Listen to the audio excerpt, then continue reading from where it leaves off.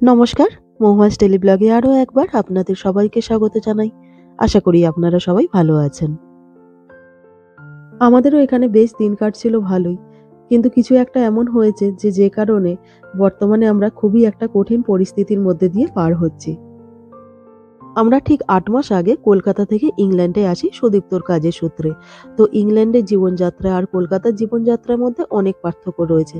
তো নিজেদের জীবনশৈলীও সেই কারণে অনেকটাই চেঞ্জ করে নিতে হয়েছিল। যেমন তাড়াতাড়ি ডিনার করে নেওয়া, রাতের ঠিক 9:30 থেকে 10টার মধ্যে ঘুমোতে যাওয়া, ইত্যাদি ইত্যাদি। তারপরে কুহুর স্কুল শুরু হয়, আর সুদীপ্তর অফিস তো প্রথম দিন থেকেই ছিল। তো মোটামুটি একটা ধরাবাঁধা নিয়মের মধ্যে নিজেদের জীবনকে আমরা বেঁধে নিয়েছিলাম, কিন্তু হঠাৎ করে এমনটা ঘটবে কখনো ভাবতে পারিনি, তাও আবার এত তাড়াতাড়ি। আমার ভিডিও যারা আগে আগে দেখেছেন তারা অনেকেই জানেন যে এই রেড ব্রিক হাউসটিতে অর্থাৎ অ্যাডমিরাল্টি হাউসটিতে আমি থাকতাম। আর ইংল্যান্ডে আসার পরে নতুন পরিবেশে মানিয়ে নিতে আমাদেরকে অনেক সমস্যার মধ্যেই পড়তে হয়েছিল, কিন্তু পার্টিকুলার এই জায়গাটিতে অর্থাৎ সাউথহ্যাম্পটন সিটি সেন্টারে প্রচুর বাঙালি লোকজন এখানে থাকেন। তো সেই কারণে সবার কাছ থেকে আমরা কিন্তু অনেক সুবিধা পেয়েছিলাম।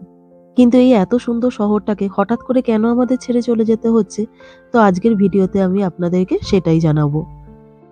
আমাকে আপনারা অনেকেই প্রশ্ন করেছেন যে সুদীপ্ত এখানে কি কাজ করে। তো আমি পার্সোনালি সবাইকেই আনসার দিই, তবুও আমি আপনাদেরকে আরেকবার বলে দিচ্ছি। সুদীপ্ত কলকাতারই একটি আইটি কোম্পানিতে কাজ করত।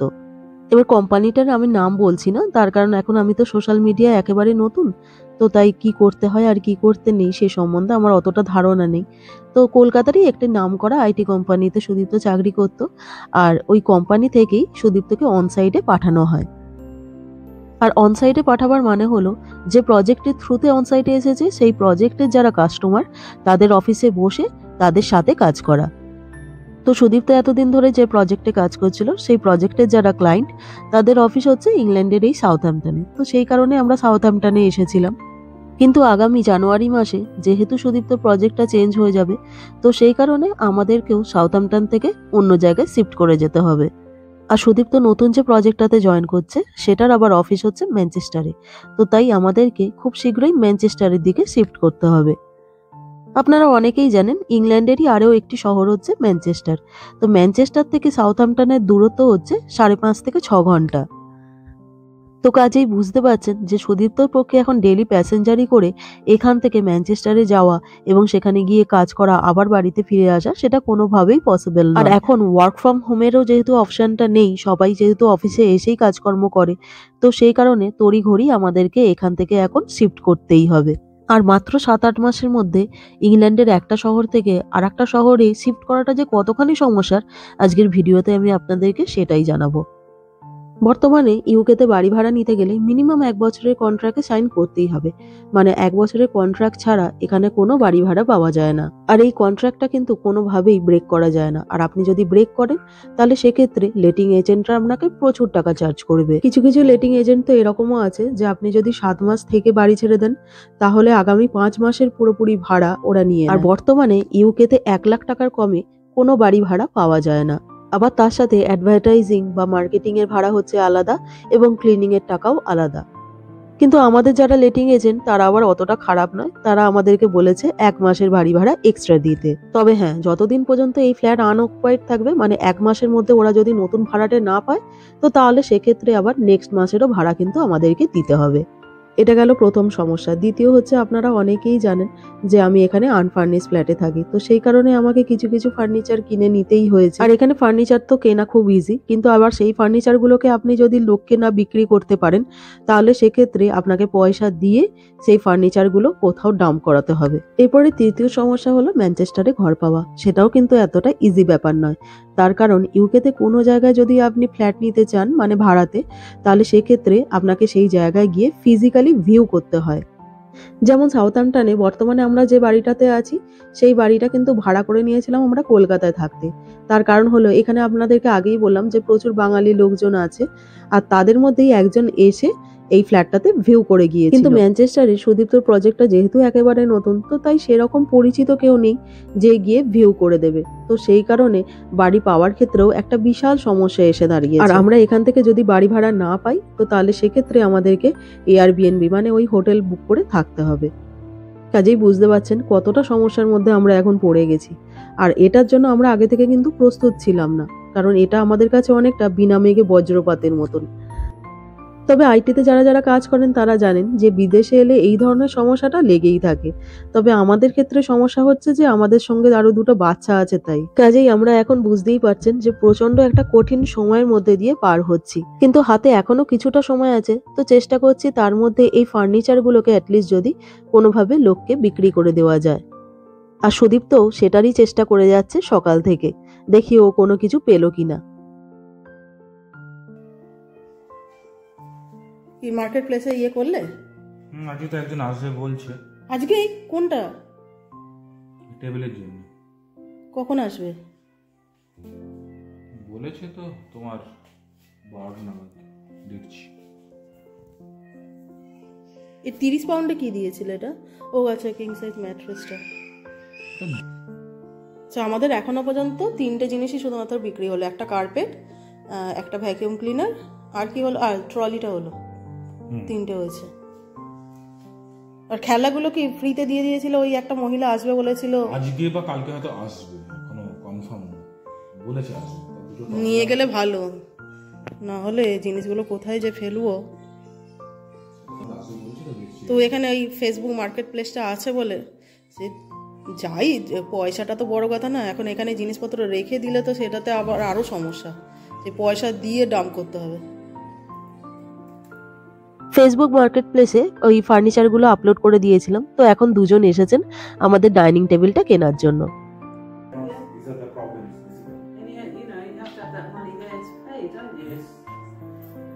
Let's see. I'm still trying to convince my employer. So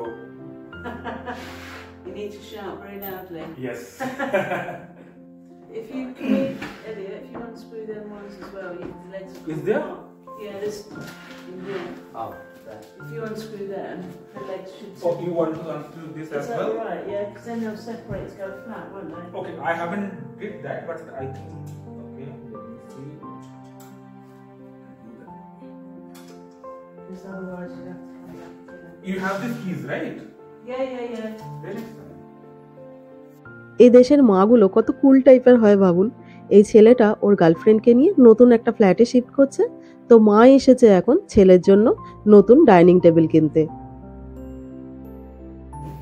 জায়গাটা কিরকম ফাঁকা ফাঁকা হয়ে গেল দেখো। হ্যাঁ, জিনিসপত্রগুলো সব চলে গেল। ডাইনিং টেবিলটা অনেক বড় ছিল, স্বাভাবিক। এই জন্যই এখানে কোনো জিনিসপত্র কিনিনি। এখানে অ্যাকচুয়ালি কেনাটা বোকামি, জানো তো। হ্যাঁ, সেই বেসিক রিকোয়ারমেন্ট যেগুলো, সেগুলো তো একদমই তাই। যাক, আস্তে আস্তে তবু জিনিসগুলো বিক্রি হয়ে যাচ্ছে, এটা তবু ভালো। বেডটার জন্য দেখো যদি আবার আসে আজকে। ওটা তো একটু বাচ্চাদের জন্য এখন কতটা কি করে, কারণ ওরা বলছিল একটা অ্যাডাল্টের জন্য চাই। হ্যাঁ, ঠিক আছে। দুপুরবেলা এই সবে মাত্র খাওয়া দাওয়াটা শেষ করেছি, আর সুদীপ্ত ডাকলো, তাই এখন উপরে লফটে উঠছি। সুদীপ্ত কোনো একটা বাড়ির সন্ধান পেয়েছে এবং সেখানকার লেটিং এজেন্টের সাথেও সম্ভবত কিছু প্রাইমারি কথাবার্তা হয়েছে, তো সেটা দেখার জন্যই আমাকে এখন ডাকছে। ঘরটাকে ছাড়তেই হবে, যার জন্য আমরা একটু ম্যানচেস্টারের দিকে ঘরটা দেখছি। এই একটা বেশ পছন্দ হয়েছে। এটা কত? 1150 দেখাচ্ছে, এখানে থেকে কিছুটা কম। আচ্ছা, এবার দেখো 2 বেডরুম ফ্ল্যাট এবং ফার্নিশড। ও ঠিক আছে, এটা তো ভালোই। এবার বলছে 7th of December, কিন্তু আমি জানি এটা এখনো কিছু লেট আউট হয়নি। বাট ওই ওয়াশরুম একটাই, দুটো বেডরুম বাট ফার্নিশড। আর একদিকে ভালো যে এর কাউন্সিল বলো বা এর ইলেকট্রিসিটি ব্যাংক বলো সবই সি। ও, এখানের মতো ই নয় বাবা, একেবারেই নয়। আপাতত যদি এটা পাওয়া যায় তো ভালো হবে। পাওয়াটাই তো। তোমার 2 বেডরুম অ্যাপার্টমেন্ট, ব্যালকনি সমেত আছে, মোটামুটি ভালো। এবং আমাদের অফিসের অ্যাড্রেসের বেশ কাছে, মানে হাঁটা পথেই হয়ে যাবে। ও, দেখা যাক। কিন্তু এখানেও কি মানে ভিউ এমনি ভিডিও ভিউ হবে নাকি না?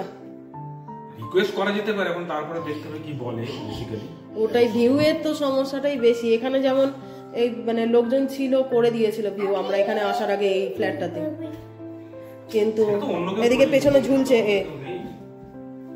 সেটাই হচ্ছে কথা। এই যে বিল্ডিংটা দেখাচ্ছে এই পার্টিকুলার বিল্ডিং এর মধ্যেই হবে। টগো, আরে লাইট বন্ধ করে দিচ্ছে। এই অ্যাপার্টমেন্টের মধ্যেই হবে।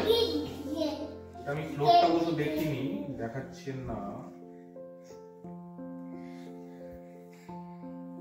লিফট আছে তো? হ্যাঁ লিফট অবশ্যই আছে। সেটাই, মানে এখানে যা কষ্ট পাচ্ছি। এত বড় বিল্ডিং এ লিফট না থাকলে মানুষ কোন যেতে পারে? ব্যালকনি সবকিছু আছে, সব আছে।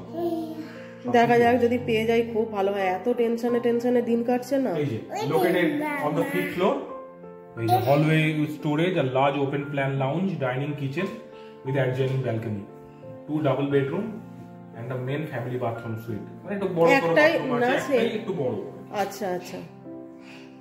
এই যে মিনিমাম 6 months লেখা আছে, all properties are available for minimum 6 months। Sweet bathroom sweet গুলো কোনগুলোকে বলা বলো তো, যার মধ্যে টাফ ফাপ থাকে ওগুলো কি? হ্যাঁ ওটাই। এমনি আদারওয়াইজ মোটামুটি ঠিকঠাকই দেখতে পাচ্ছি। এবার যদি ওরা এগ্রি করে যে উইদাউট পার্সোনাল আর ফিজিক্যাল ভিউইং এটা দেবে, হতে পারে। কিন্তু আরে এ কি করছে? পড়ে যাবে কিন্তু।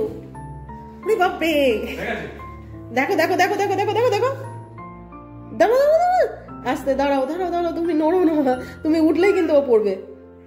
কি দোষী ছেলে বাপরে। এখানে বলে ঠিকঠাক ছিল, ওখানে গিয়ে কি হবে বলো তো? ও তো 2 দিন ছাড়া ছাড়া কমপ্লেন আসবে। যাই না, এমনিতেই এত প্রবলেমের মধ্যে ওখানে যে কি করবে কে জানে। সেটাই, ওখানে কি চুপচাপই থাকতে হবে, নাহলে হবে না। ওখানে এত চেঁচামেচি করলে কিন্তু হবে না। দেখতে পাচ্ছ আমাদের 5th ফ্লোরে, তার মানে এই অ্যাপার্টমেন্টটা অনেকটাই বড়, প্রচুর লোকজন আছে। আর এটা আমি দেখছি যে 259 আমাদের যদি ফ্ল্যাটের নাম্বার হয়, তার মানে নিশ্চয়ই ওখানে প্রায় 300, 350 বা 500 এরকম ফ্ল্যাট আছে। মানে বুঝতে পারছো, ওখানে যদি একদম চেঁচামেচি করে ইয়ে করে, তাহলে লোকজন প্রচন্ড পিস্ট অফ হয়ে যাবে। কি একে নিয়ে কি করে থাকবো বাবা, কে জানে। যাই হোক, চলো তুমি শুলে একটু শুয়ে পড়ো একটুখানি। আমি বন্ধ করছি। আজকের ব্লগটা একটু অন্যরকম ছিল। আজকে আমাদের নিজেদের কিছু পার্সোনাল প্রবলেমের কথা আপনাদের সাথে শেয়ার করলাম, আর এর সাথে সাথে কিছু ইনফরমেশনও আপনাদের সাথে ডিটেলে শেয়ার করলাম, এবং আগামী দিনে চেষ্টা করব আমার ব্লগগুলির মাধ্যমে সমস্ত রকমের ইনফরমেশন আপনাদেরকে দিতে। আর আজকের এই ভিডিওটা এখানেই শেষ করছি। তো আমার আজকের ভিডিওটা আপনাদের কেমন লাগলো অবশ্যই কমেন্ট করে জানাবেন, আর পারলে চ্যানেলটাকে সাবস্ক্রাইব করে দেবেন। তো সবাই ভালো থাকবেন, সবাই সুস্থ থাকবেন। খুব শীঘ্রই দেখা হচ্ছে পরের ব্লগে। নমস্কার।